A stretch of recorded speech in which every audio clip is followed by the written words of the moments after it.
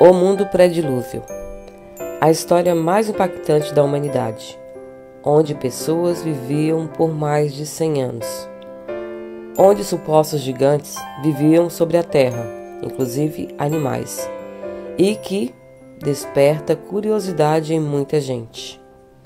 A Bíblia relata o período pré-diluviano nos seus primeiros capítulos, no livro de Gênesis, e assim relata que essa civilização humana passou por muitas transformações em uma cultura de pecado. E como era a vida naquele tempo? O que eles faziam? O que aconteceu no mundo antes do pré-diluviano? Já sabemos que a primeira família a ser constituída foi a família de Adão. E depois de serem expulsos do jardim do Éden, eles tiveram filhos e filhas.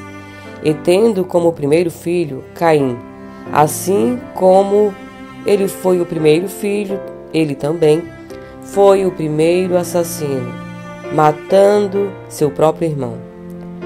De uma forma covarde, ele matou Abel, seu próprio irmão. Depois desse terrível acontecimento, ele recebeu uma marca de Deus e construiu uma cidade na terra de Nod. Ele deu a essa cidade o nome do seu primeiro filho, Enoque.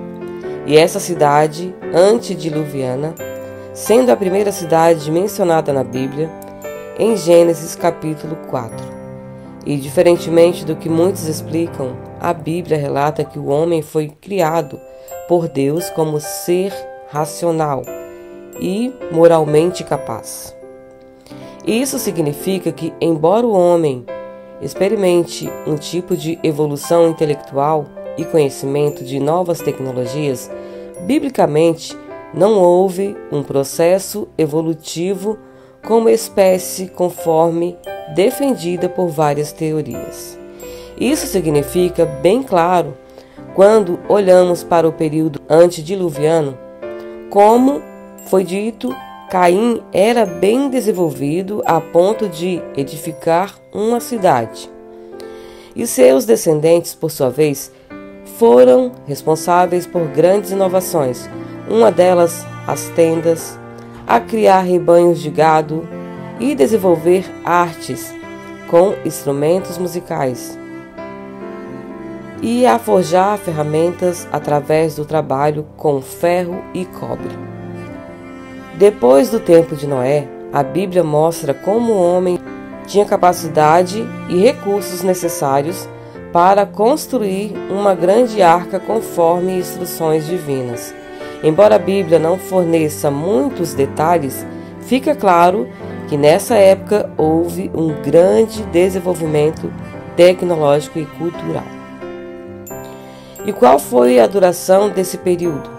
A Bíblia não relata detalhadamente esse período, mas destaca que pode ser bem maior que os outros períodos pré-diluviano, onde é enfatizado em Gênesis capítulo 5, que fala sobre a genealogia bíblicas, mas que o foco principal é relatar sobre algumas linhagens, podendo estar ali somente para priorizar alguns fatos sobre as gerações, falando sobre os ancestrais, destacando principalmente a longevidade das pessoas. Vale ressaltar também que naquele tempo era falado somente um idioma, e Deus permitiu que os homens sobrevivessem por centenas de anos, isso sendo um fator fundamental para essa evolução humana e para a transmissão dessa informação, e documentada na Bíblia de uma forma natural. Mas algo que marcou de uma forma bem negativa no período diluviano foi o pecado. Período esse adotado por Caim. Por exemplo, Lameque, descendente de Caim, foi o primeiro a adotar a poligamia. E duplo homicida, que se orgulhava da sua crueldade, registrado em Gênesis capítulo 4, 18 a 24.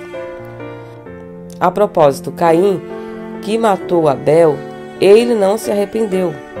achou injusto o castigo de Deus sobre ele.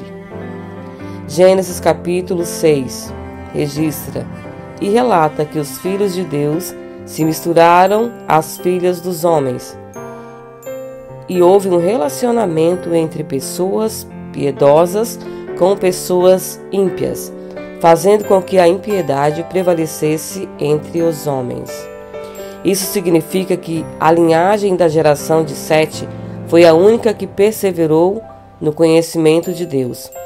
Mas com o tempo, essa linhagem se misturou com a linhagem de Caim, e a depravação espiritual alcançou um limite intolerável. E dessa mistura, inclusive, surgiram os Néfilis, que eram homens valentes e de grande fama. Mas, no período antediluviano, também existiam pessoas que eram comprometidas com o Senhor. Abel foi o primeiro mártir que continuou sendo lembrado como exemplo de fé no Novo Testamento. Enoque também era um homem que tinha comunhão com Deus, e os mesmos foram transladados e não viu a morte.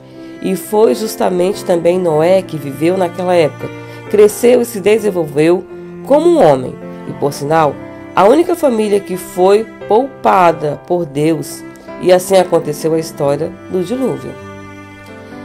Aconteceu com aquele povo que deu as costas para Deus. No final do período diluviano, Noé foi a exceção de uma pessoa que continuou temente a Deus, e por isso sua família foi tolerada, tendo o derramamento da ira de Deus, ocasionando o dilúvio. E por isso sua família foi tolerada, deixando bem claro o descontentamento e arrependimento de Deus. 2 Pedro 3,6. E Deus falou que esse fato se repetiria e cada um iria conviver com a sua vontade, com banquetes, festejando e se relacionando, estando ocupado demais ao chamado de Deus ao arrependimento. Então, assim como ocorreu no período diluviano, as pessoas só cairão na real quando o juízo de Deus for derramado sobre a humanidade, sem a oportunidade de alguém voltar atrás. E Jesus falou que, assim como no período diluviano, as pessoas serão levadas deste mundo pelo juízo de Deus. E você já sabia dessa história do período diluviano? Escreva nos comentários, compartilhe e ajude mais pessoas.